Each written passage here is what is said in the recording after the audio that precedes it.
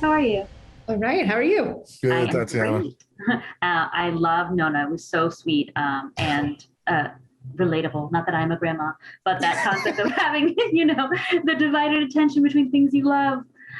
My first question for Luis is I just thought it was really interesting how there wasn't really dialogue that was comprehensible, except for the wrestling matches, which were very, very like vivid. So just wondering what was behind that decision, and what did you like put into that? I guess. Well, here's the thing, Tatiana. It's like I had no want or desire to write dialogue. I didn't want that actually. I wanted the pure animation experience of action, reaction, and pantomime, right? So that's with the Vokes of like, because you have to have that life in, otherwise it feels very too silent. Right.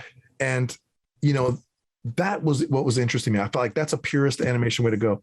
But when I went to have to write, when we decided, right, Courtney, we're like, oh, maybe we should think about heightening the wrestling matches, right? Because if the grandma's looking away when something happens, what's going to draw her attention back besides like what we had initially, which was like a bell, like ding, ding, ding, ding. Oh my, like, and a crowd cheering.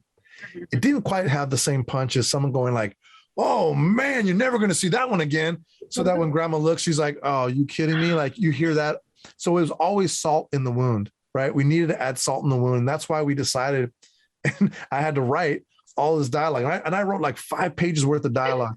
Oh my right? gosh. Courtney, right? Like when we did the recording session, it was like, can we try this one? They're like, okay, Louis, I think we got as many variations as we can possibly. I'm like, no, hold on, just a few more. And they're like, no, this poor guy's voice is going dry. He's like, I could do some more. And I'm like, yeah, okay. Everyone's like, no, save your voice. And I'm like, oh, okay. Eventually, my thick-headedness, they got to me and were like, okay, I understand. I should stop now. But it was fun. It was like that salt in the wound, that heightening the wrestling, those moments. It needed that special spice. Yeah, I love that. I guess I also feel like it's almost like you feel like you're missing out on that, and yet that's so clear when what's happening in real life in front of you is not as clear. So anyway, either way, I love it. Courtney, I believe this is your first time producing, right? Yes. What does that entail for you? And then what was that experience like jumping into this whole new world? What does that entail? Well, I didn't, you have ideas of what you've observed from producers that you've worked with and kind of the things that you've really enjoyed about how they have run their shows and kind of my own personal ideas, but I didn't know. I had to kind of figure it out as I went. And, we have a great team that will help guide you so that nothing, of course, can fall through the cracks completely of, don't forget that you have to think about music down the road.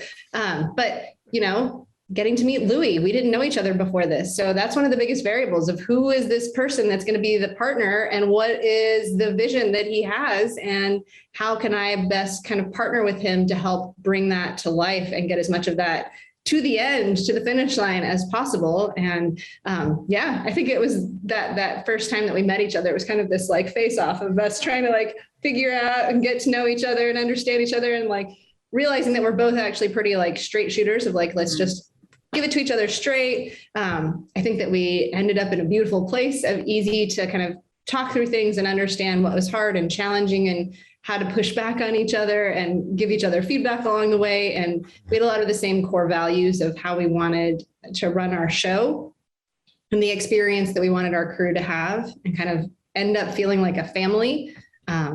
And all of those things were things that came into it that were kind of high priority for me of how, if I'm going to produce something, I've never done it before, but these are things that feel like they would be really important to me. I love that. I mean, and like you said about a family, I would have thought you guys knew each other beforehand. So you obviously did a good job building that bond. Check this out, Tatiana. This is what I loved about meeting Courtney was this is how I knew that we were going to get along in the first meeting was because this is what we both did independent of each other. I did my homework on Courtney and I asked people that she worked with, like, who's this Courtney person? And ironically, I thought I was all slick. I came in with my homework. I'm like, I know about Courtney now. And then she goes, yeah, I did my homework about you too. And I said, girl, like what? All of a sudden I was kind of taken back. But from that moment, I was like, I was like, shit, like we kind of did the same thing, like without even trying, right? Like, so we're already on a similar page. And that was like a beautiful thing to discover. I was like, oh, okay, we kind of think alike a little bit. Okay, there's real good potential here. That's awesome. And it was better than I could imagine. Now you did work on Incredibles 2, right, Louis? Yep. Which I love. So good job with that. But also, what's it You know, like? those scenes I did really did Yeah. bring out I'm the sure incredible they did. I'm nature in sure this they thing. did. I don't know which ones they were, but I know they were the best. However, what is it like to jump from that one part of the process to then you are manning the whole ship? You get to write, you get to direct, you get to.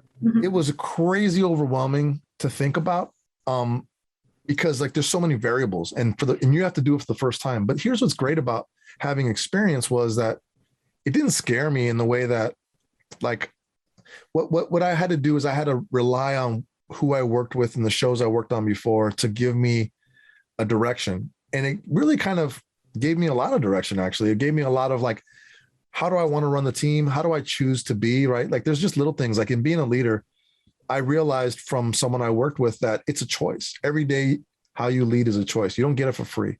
And that's the same with art. That's the same with life. You don't get anything for free, although we take some things for granted. And so as I'm getting into this, I'm like, wow, I actually can make this what I want it to be. And in discovering that, kind of getting to that realization was beautiful, because now I can talk about it with Courtney and bounce us off of like, how do you see this? And how do we think we should build it? Because I can't do nothing without a good partner, right? And Courtney was a great partner because, because she was, but we had similarities. We had goals that revolved around the people that we were going to work with. And that to me is what mattered to both of us heavily. And it wasn't story oddly enough, right? It wasn't like, because story is always hard and story sucks. And story is like a crazy storm, right? That never gets old. Like it's always hard, no matter how long you've been doing it. So that was the known entity, but it was the understanding how to be a leader and be a good partner and be clear and be present and happy to the team. That was all kind of new, because when you're a story artist, you're kind of siloed with your team. You can kind of kick back in your office. You can kind of have a low profile, but when you're director, you're thrust into the light, and you have to be present in the light. So you have to put on how you want to be as a human being. And I want to be a good human being. I want to be good to my team. I want to tell good stories that move people and entertain them. I like entertaining. And so making people laugh. And so it was just this beautiful sweet spot of putting all that together to try and make something beautiful. Because I feel like if your team is on board, if they're happy and they feel a part of it, they're going to give you everything, because we're all passionate artists. And that's what we want to do, just at our core. So why get in the way of that? Why not support that? Why not try and be the best Louis I could be to try and bring that out, or try and find out how to bring that out, So Yeah. That's what was really fascinating and interesting for me to learn as a director,